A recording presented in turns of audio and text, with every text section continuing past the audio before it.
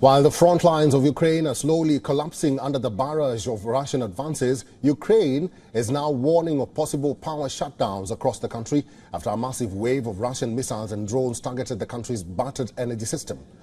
Our report details how perilous the situation has become.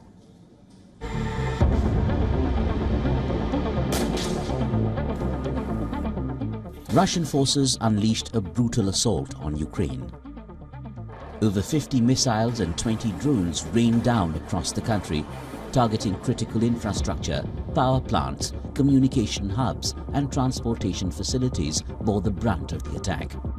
The latest assault marks a grim milestone in the war, with Russian forces demonstrating their capability to inflict widespread damage on critical infrastructure.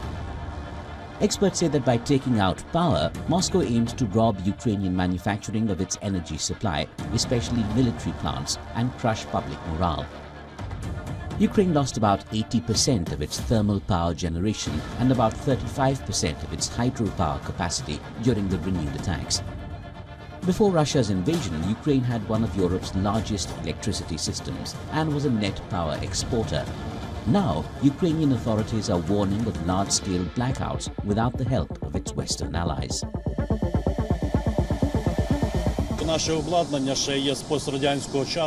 Our equipment is from the Soviet time, and all these spare parts and auxiliary accessories were made during that time.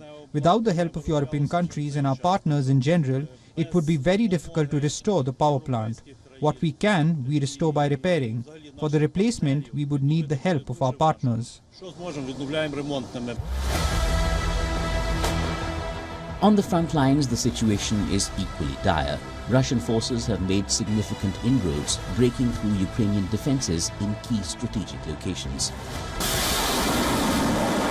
Russia has redoubled its offensive in Donbass over the past month, making significant advances.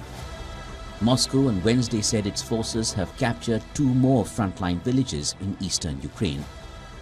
Kyiv has struggled to hold the front line in recent months. Now, Ukrainian commanders are openly speaking about Russian successes on the front lines.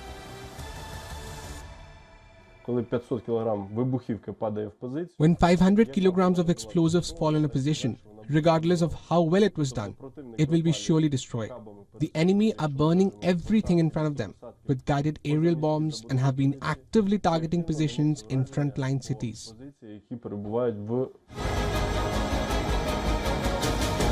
Kyiv hopes that with the arrival of long-awaited US arms supplies, the situation on the battlefield would change. Ukraine has been warning for months about shortages in ammunition, blaming delays and indecision over Western supplies. Bureau Report, WION World is One.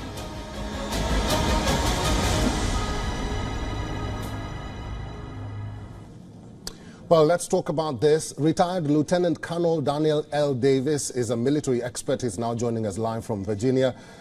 Lieutenant Daniel, good to see you, and it's thank you very much for giving us time today. My first question to you, is Ukraine vulnerable at this stage? And what could be the objective of Russia's repeated targeted attacks on Ukraine's infrastructure?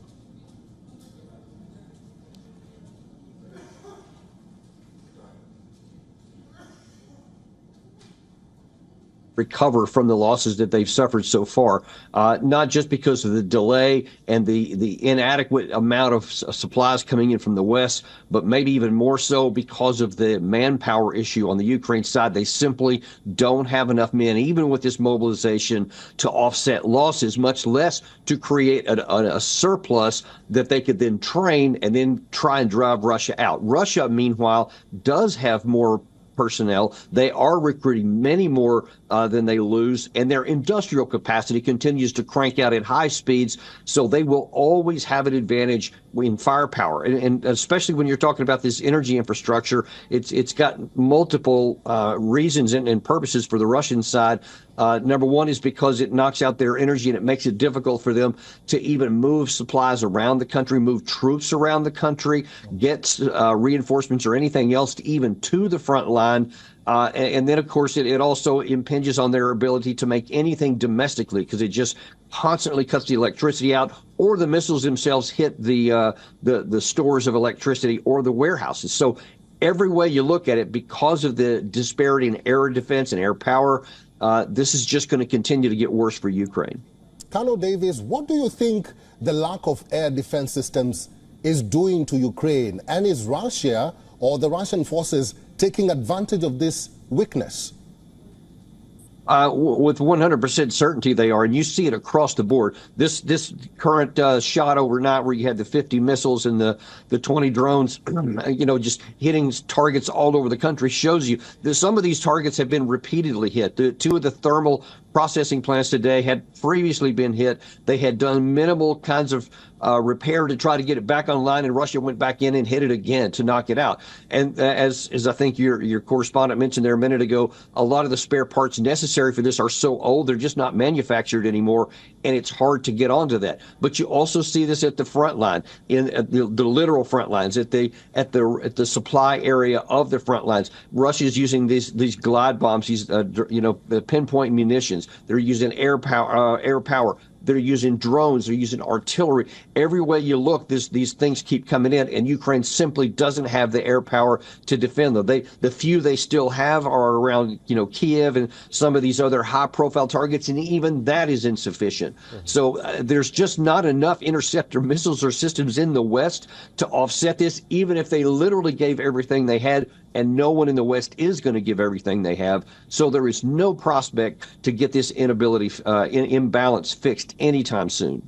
Colonel Davis, the issue of sanctions against Russia has now popped up again. Italy is the G7 host in a month's time, and its defense minister is saying that sanctions have failed to deter Russia and diplomatic solution should be explored. What do you think about that?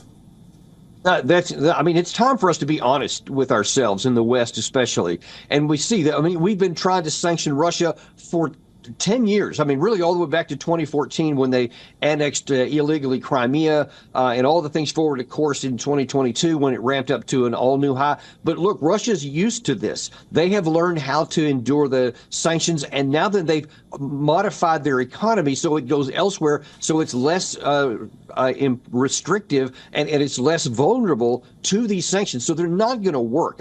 If we ever needed any doubt, just look at the economic performance of Russia now compared to the West and Europe, and you see it didn't work. So why try something that's not going to work again, instead of saying militarily it's not winnable, economically it's the levers are now weakened on our side. Let's find a negotiated settlement and end the suffering for the Ukrainian people. That is attainable and makes some sense.